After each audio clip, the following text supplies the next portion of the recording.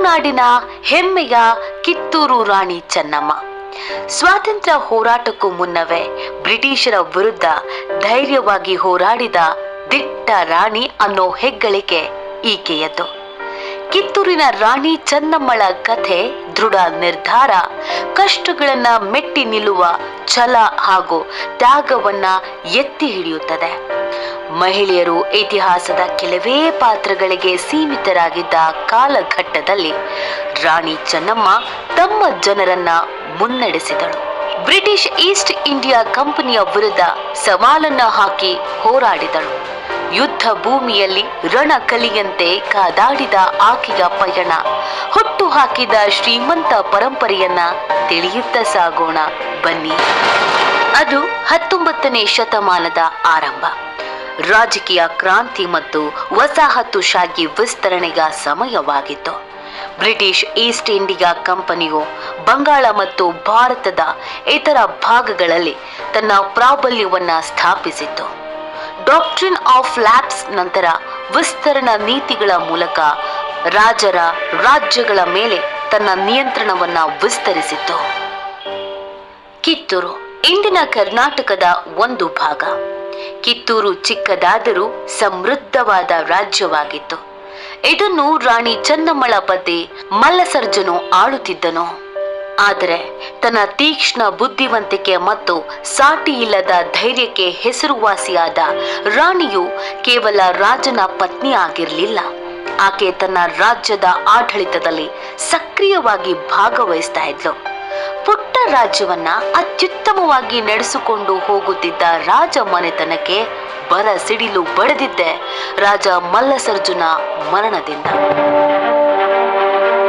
ಅಲ್ಲಿಂದ ರಾಣಿ ಚೆನ್ನಮ್ಮಗೆ ಸಂಕಷ್ಟಗಳು ಶುರುವಾದವು. ಪತಿಯ ಬೆನ್ನಲ್ಲೇ ಇದ್ದ ಒಬ್ಬ ಮಗನು ಮೃತನಾದನು. ಗಂಡು ದಿಕ್ಕಿಲ್ಲದ ರಾಜಮನೆತನಕ್ಕೆ ದತ್ತು ಪುತ್ರನನ್ನ ತಂದಳು ರಾಣಿ ಚೆನ್ನಮ್ಮ. ದತ್ತು ಪುತ್ರ ಶಿವಲಿಂಗಪ್ಪನನ್ನ ತನ್ನ ಉತ್ತರಾಧಿಕಾರಿಯನ್ನಾಗಿ ಮಾಡಿದ್ಲು. ಸಾಮ್ರಾಜ್ಯದ ಅಧಿಕಾರ ರಾಜ ಮನೆತನದಲ್ಲೇ ಉಳಿದುಕೊಳ್ಳಬೇಕು ಎಂದು ರಾಣಿ ಚೆನ್ನಮ್ಮ ಬಯಸಿದ್ದಳು. ಆದರೆ ಕಿತ್ತೂರಿನ ಸಂಪತ್ತು ಬ್ರಿಟಿಷರ ಕಣ್ಣು ಕುಕ್ಕುತ್ತಿತ್ತು. ಸಾಲದಕ್ಕೆ ರಾಜನಿಲ್ಲದ ದತ್ತು ಪುತ್ರನೊಂದಿಗೆ ಇರುವ ವಿಧವೆ ರಾಣಿಯನ್ನ ಕ್ಷುಲ್ಲಕವಾಗಿ ಪರಿಗಣಿಸಿತ್ತು ಈಸ್ಟ್ ಇಂಡಿಯಾ ಕಂಪನಿ. ದತ್ತು ಪುತ್ರನಿಗೆ ಅಧಿಕಾರ ಹಸ್ತಾಂತರವನ್ನ ಒಪ್ಪದ ಬ್ರಿಟಿಷರು ಉತ್ತರಾಧಿಕಾರಿ ಇಲ್ಲದ ರಾಜ ಪ್ರಭುತ್ವವನ್ನ ವಶಕ್ಕೆ ಪಡೆಯಲು ಹವಣಿಸಿದ್ದರು. ಈ ವಿಷಯವನ್ನ ಜಾಣ್ಮೆಯಿಂದ ರಾಜತಾಂತ್ರಿಕತೆಯ ಮೂಲಕ ಬಗೆಹರಿಸಲು ರಾಣಿ ಚೆನ್ನಮ್ಮ ಮುಂದಾದಳು. ಕಿತ್ತೂರಿನ ಸಾರ್ವಭೌಮತ್ವವನ್ನ ಗೌರವಿಸುವಂತೆ ಕೇಳಿಕೊಂಡು ಆಕೆ ಬ್ರಿಟಿಷ್ ಅಧಿಕಾರಿಗಳ ಬಳಿಗೆ ತನ್ನ ರಾಯಭಾರಿಗಳನ್ನ ಕಳಿಸಿದಳು. ಆದರೆ ಇಂಗ್ಲಿಷರು ಆಕೆಯ ಮನವಿಗಳಿಗೆ ಕಿವಿಕೊಡ್ಲಿಲ್ಲ. ಸೇಂಟ್ ಜಾನ್ ಠಾಕ್ರೆ ನೇತೃತ್ವದಲ್ಲಿ ಬ್ರಿಟಿಷರು ಕಿತ್ತೂರನ್ನ ಸ್ವಾಧೀನಪಡಿಸಿಕೊಳ್ಳುವ ಉದ್ದೇಶದಿಂದ ಅದರತ್ತ ಸಾಗಿದರು. ಆಗ ಯುದ್ಧ ಅನಿವಾರ್ಯ ಎಂಬುದು ಸ್ಪಷ್ಟವಾಗಿತ್ತು. ರಾಣಿ ಚೆನ್ನಮ್ಮ ಕೇವಲ ರಾಜ್ಯವಾಳುವ ರಾಣಿ ಆಗಿರಲಿಲ್ಲ, ಯುದ್ಧ ಭೂಮಿಯಲ್ಲಿ ಹೋರಾಡುವ ಕೆಚ್ಚೆದೆಯನ್ನ ಹೊಂದಿದ್ದಳು.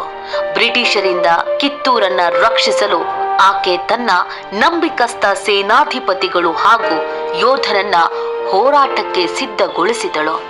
ತಮ್ಮ ಸ್ವಾತಂತ್ರ್ಯಕ್ಕೆ ಹೋರಾಡುವಂತೆ ಜನರನ್ನು ಹುರಿದುಂಬಿಸಿದ್ದಳು. ಇಡೀ ಸೇನೆಯಲ್ಲಿ ಯುದ್ಧೋತ್ಸಾಹವನ್ನ ತುಂಬಿ ತಾನು ಕುದುರೆ ಏರಿ ಯುದ್ಧದ ಮುಂದಾಳತ್ವ ವಹಿಸಿದಳು. ಮುಂದೆ ನಡೆದ ಯುದ್ಧ ಭಯಾನಕವಾಗಿತ್ತು. ಕಿತ್ತೂರು ಕಡಿಮೆ ಪಡೆಗಳನ್ನ ಹೊಂದಿದ್ದರೂ ಅವು ರಣರಂಗದಲ್ಲಿ ಶೌರ್ಯದಿಂದ ಹೋರಾಡಿದವು. ರಾಣಿ ಚೆನ್ನಮ್ಮ ಯುದ್ಧದ ಮುಂಭಾಗದಲ್ಲಿ ನಿಂತು ಶತ್ರುಗಳ ಮೇಲೆ ಖಡ್ಗ ಬೀಸುತ್ತಿದ್ದಳು. ಭೀಕರ ಕಾಳಗದಲ್ಲಿ ಆಕೆಯ ಖಡ್ಗವು ಮಿನುಗುತ್ತಿತ್ತು.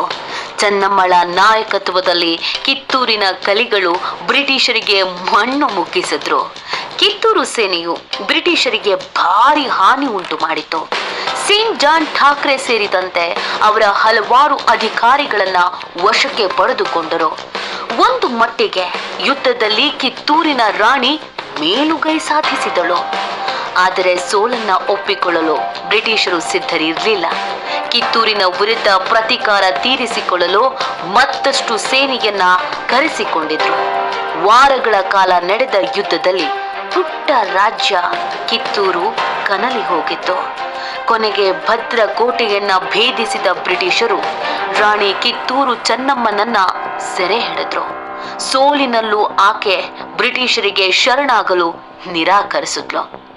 ಬೈಲಹೊಂಗಲದ ಕೋಟೆಯಲ್ಲಿ ಸೆರೆವಾಸ ಅನುಭವಿಸಿದ ಆಕೆ ತನ್ನ ಜೀವನದ ಕೊನೆಯ ವರ್ಷಗಳನ್ನ ಬ್ರಿಟಿಷರ ಕಣ್ಗಾವಲಿನಲ್ಲಿ ಕಳೆದಳು.